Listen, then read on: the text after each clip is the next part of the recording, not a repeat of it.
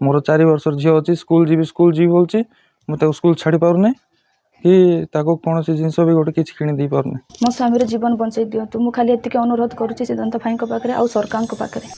वर्षक भितर कौन सब घटीगला पुराना दिन सब मन पड़गले स्वप्न भली लगुछि।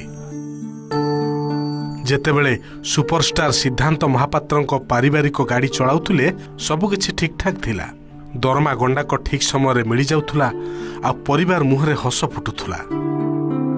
कुनी झील स्कूल जाउथुला आ कुनी पुओ कोଳରେ खेलुथुला। स्वामी स्त्री दुई छुआंक संसार रे सुखर अभाव बोली किछि नथिला। हेले आजी खाली दुख जंत्रणा आ असहायता। काहेकि एमिति हेला विधाता काहेकि एते निष्ठुर हेले तार उत्तर कहा पाखरे भी नाही। समय चक्र रे आज रोग शଯ୍यारे पड़ी निस्सहाय परी दुई कला छुआंक भविष्यत कथा चिंता करुछि बापा आ स्वामीर जीवन रक्षा लगी हाथ जोड़ी गुहारी करुछि स्त्री। मास पूरा असुस्थ हो देहर आ कि बल ना चली भी पार ना। परिवार मोर तो पुओ गोटे झील गोटे झील 4 वर्ष पुओ को 1 वर्ष बाबांकर भी गोड़ भाई जाइए। घर तो बहुत कष्ट चलुची। गोटे दिन खावा मिलले गोटे दिन क्या माइक भी आडजस्ट करचु आ किए 100 250 एमती दौरान किए 10 20 देले से संचय कर डायलिसिस सप्ताह को 3 थर जाऊँ किसी जड़े नहीं भी बहुत भल तांके सीढ़ी थिला पर्यटन मत बहुत साहाଯ୍य करते। ये आसला पर मुझे किसी जन कि किसी साहाଯ୍य भी मागिनी। सिद्धांत महापात्र सार जदि किसी साहाଯ୍य करेंगे मु चिर ऋणी होगी रही। बर्तमान सरकार तरफ किसी साहाଯ୍य जदि मिल मत मोर स्वास्थ्य भल हो मु आगामी दिन मोर परिवार बेस खुशी रे मोर पुओ झीर भी भविष्य हम। नवरंगपुर जिला फटोगुड़ा ग्रामर देवराज बिशोई परिवार कहले वृद्ध बापा माँ स्त्री एवं पुओ झील। जड़े भल ड्राइवर भाव में बेस ना कमाई भुवनेश्वर रे तांकु सिने तारका सिद्धांत महापात्र ससुर घरे गाड़ी चलाइबार सुजोग मिलता। रहिबाकु घर सह ठीक समय रे दरमा मध्य देउथिले। स्त्री और पिलांकु धरी राजधानी रे रहुथिले देवराज। हेले प्राय 8 मास तले हठात से असुस्थ होई पड़िले। बारंबार बांती आ मुंड व्यथा हेबारु से घर को चली आसिले। परे नवरंगपुर मेडिकल एवं कोरापुट मेडिकल रे स्वास्थ्य परीक्षा कला परे तांकर 2टी जाक किडनी खराब हो जाइथिबा जणा पड़िला।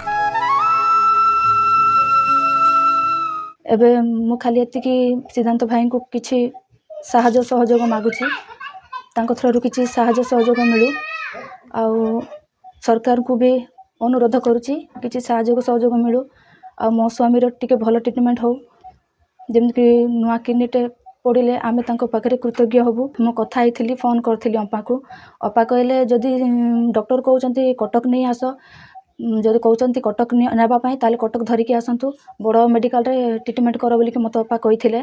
किंतु आर्थिक अवस्था हमर माने एते खराब पैसा पत्र किछि नथिबारु आमे कटक नहीं पारलुनी।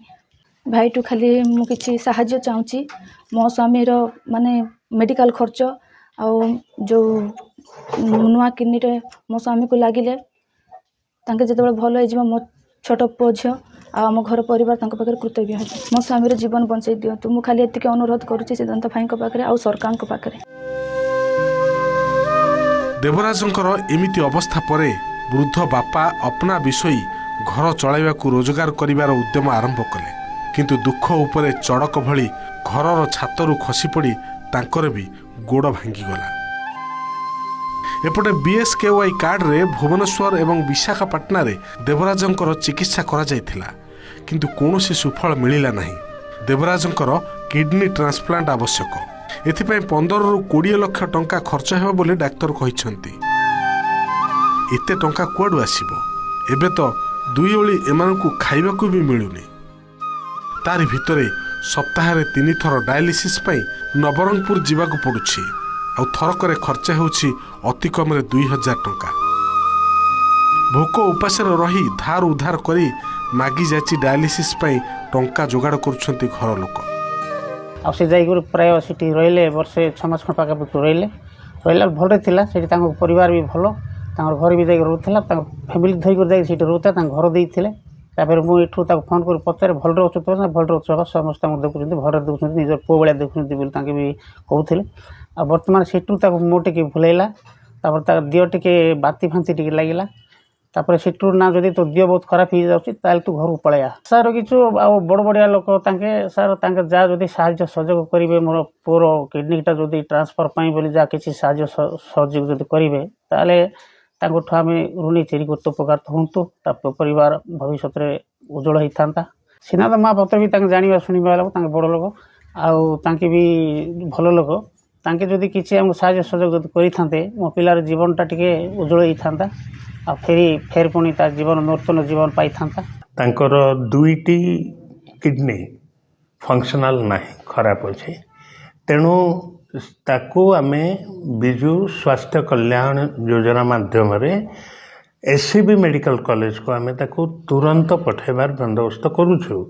ସେ ଯାଇକି ସେଠି ପହଞ୍ଚିଲା ପରେ SCBର ନେଫ୍ରୋଲୋଜି ବିଭାଗରେ ତା'ର ୱାର୍କଅପ୍ ହେବ ଆଉ ସେମାନେ ଯାହା ଆଡ଼ଭାଇସ୍ ଦେବେ ସେ ଆଡ଼ଭାଇସ୍ ଉପରେ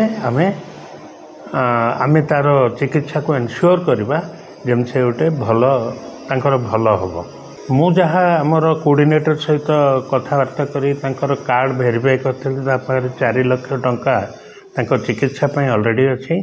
ତାଙ୍କର ଯିବା ପାଇଁ ଆମେ 108 ଆମ୍ବୁଲାନ୍ସକୁ ପ୍ରୋଭାଇଡ଼ କରିବୁ ଯେଉଁଥିରେ ସେ ଯାଇକି ସେଠି ପହଞ୍ଚିବେ। ଅନ୍ୟ କିଛି ଯଦି ଆର୍ଥିକ ସହଯୋଗ ଦରକାର ତାହେଲେ ଆମେ CMRFକୁ ରିକମେଣ୍ଡ କରିଛୁ ଯଦି କିଛି ପଇସା ସାଙ୍କସନ୍ ହୁଏ ତାହେଲେ ସେଥିରେ ସେ ନିଶ୍ଚୟ ଯାଇପାରିବେ। ଦିନକୁ ଦିନ ଦେବରାଜଙ୍କ ସ୍ୱାସ୍ଥ୍ୟାବସ୍ଥା ବିଗିଡ଼ିବାରେ ଲାଗିଛି। ଚିକିତ୍ସା ଲାଗି ଋଣରେ ବୁଡ଼ି ରହିଛନ୍ତି ଦେବରାଜଙ୍କ ପରିବାର। ଯଦି ତୁରନ୍ତ ତାଙ୍କର କିଡନୀ ଟ୍ରାନ୍ସପ୍ଲାଣ୍ଟ ନ ହୁଏ ତେବେ ଅକାଳରେ ଉଜୁଡ଼ିଯିବ ସୁନାର ସଂସାର। ଯଦି ଆପଣ ଦେବରାଜଙ୍କୁ ଆର୍ଥିକ ସହଯୋଗ କରିବାକୁ ଚାହାନ୍ତି ତାଙ୍କୁ ଏହି ଠିକଣାରେ ଯୋଗାଯୋଗ କରିପାରିବେ। ନାମ ଦେବରାଜ ବିଶୋଇ, ଗ୍ରାମ ଫଟଗୁଡ଼ା ଖାତିଗୁଡ଼ା, ବ୍ଲକ ତେନ୍ତୁଳିଖୁଣ୍ଟି, ଜିଲ୍ଲା ନବରଙ୍ଗପୁର। ମୋବାଇଲ ନମ୍ବର ଏବଂ ଫୋନ୍ପେ ନମ୍ବର 8658261908। ନବରଙ୍ଗପୁରରୁ ନବଘନ ବିଶୋଇଙ୍କ ରିପୋର୍ଟ OTV।